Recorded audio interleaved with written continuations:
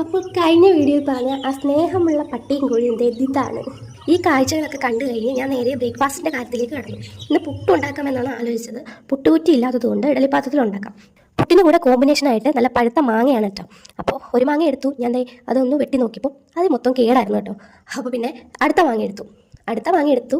അത് ഒന്നും പറയാനില്ല, അത്ര മധുരമുള്ള മാങ്ങയായിരുന്നു. മാങ്ങ ചെറുതായിട്ടൊന്ന് അരിഞ്ഞു വെച്ച് അതിനുശേഷം നമ്മൾ കൊണ്ടുവന്ന വാഴയിലയിലാണ് പുട്ട് ഉണ്ടാക്കിയെടുക്കാൻ പോകുന്നത്. അപ്പോൾ വാഴയില ചെറുതായിട്ട് ഇങ്ങനെ എന്താ പറയുന്നത് കുമ്പിളുത്തുന്നോണം മടക്കി വെച്ചിട്ട് നമ്മുടെ ഇഡലിക്കുട്ടത്തിലോട്ട് ഇറക്കി വെച്ചു. എന്നിട്ട് അതിൽ നമ്മൾ നനച്ച് വെച്ചിരുന്ന പൊടി ഇട്ട് കൊടുത്തു. അങ്ങനെയാണ് ഇന്ന് പുട്ടുണ്ടാക്കിയത്. അതിന് മേളിൽ കുറച്ച് അരിഞ്ഞ് വെച്ചിരുന്ന ആ മാങ്ങയും കൂടെ ചേർത്തു. പുട്ടൊക്കെ കഴിച്ചിട്ട് തുണി കഴുകി വിരിക്കാൻ വെറുതെ ഒന്ന് വെളിയിറങ്ങി ഒരു കുത്തിന്ന് മനസ്സിലാകുന്നതിന് മുമ്പേ അടുത്ത കുത്ത് കഴുത്തിന് താഴെ. വേറെ ഒന്നുമല്ല കേട്ടോ, ഒരു കടന്നൽ. കഴിഞ്ഞൊരു വീഡിയോയിൽ ഞാൻ കടന്നൽ കൂട് കാണിച്ചിട്ടുണ്ടായിരുന്നു. അപ്പോൾ അതിനകത്തുനിന്നൊരു കടന്നൽ ചാടി വന്ന് കുത്തി. ഒരു കുത്ത് കയ്യിലും ഒരു കുത്ത് കഴുത്തിന് താഴെ.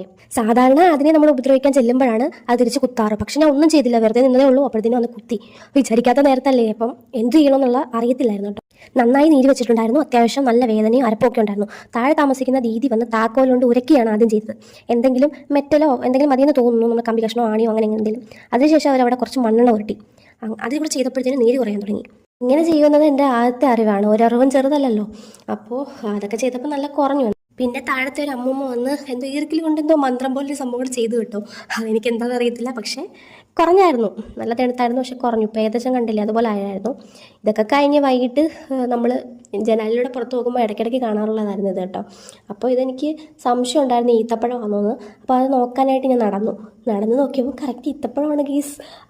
അപ്പോൾ എന്താ, ഞാനിത് കണ്ടിട്ടില്ലല്ലോ നേരെ. അപ്പോൾ ഞാൻ പറിച്ച് കഴിച്ച് നോക്കിയപ്പോൾ അത്ര ടേസ്റ്റൊന്നും ഇല്ല. എന്നാലും ഏകദേശം ഒത്തു. അപ്പോൾ അതുകൂടെ നിങ്ങളെ കാണിക്കാമെന്ന് വിചാരിച്ചു. ഇതാണോ ഒറിജിനൽ ഈത്തപ്പഴമൊന്നും എനിക്കറിയത്തില്ല. ഞാൻ മുമ്പ് ഇങ്ങനെയുള്ളൊരു മരം കണ്ടിട്ടുമില്ല. അങ്ങനെ ഇത്തിരി പോണ ഒരു പ്രാണി കാരണം എൻ്റെ ഒരു ദിവസം നാശമായ കഥ ഇതാണ് ഗസ്.